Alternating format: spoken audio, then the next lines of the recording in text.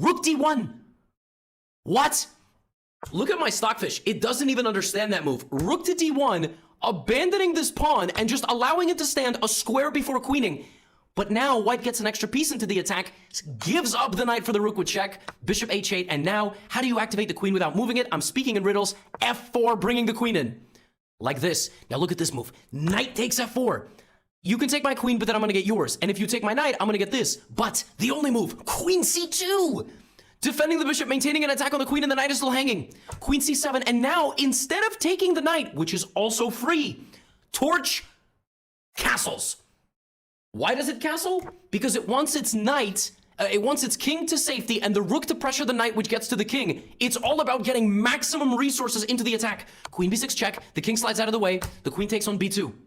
You can take, black is going to make a second queen. Now, bishop g6, preventing the back rank escape.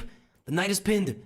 The king goes to the corner. Now we hunt the king out of the corner into a check, and now begins a circus-level king hunt. King e8, queen g6 check, king to d7. And now, how do you get to the king? And black is about to make a queen. What are you doing? Bishop e7! And you can't make the queen because queen d6 leads to mate. Wait, but what if you take the bishop? What if you take... Well, then you walk into a ladder. Oh my god. Bishop e7. Leela defending itself with bishop e5. Rook f7. Look at the king walking out. Now you're trying to sack your queen to make a queen with a check and mate. Queen d4. So the rook comes back to protect the rook and the promotion. Oh my god. This is one of the most insane games I've ever seen between two bots. It didn't even take the queen. It's just letting the queen sit there. Now it takes bishop d5. Bishop d6. Every piece ignoring every other piece. What is going on?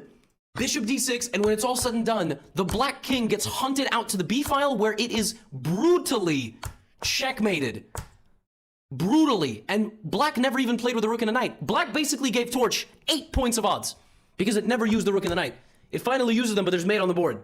King c5, you take the queen, and now it's just the part where, you know, the pieces lose all, one side loses all the pieces, and look at this. Rook a3 mate.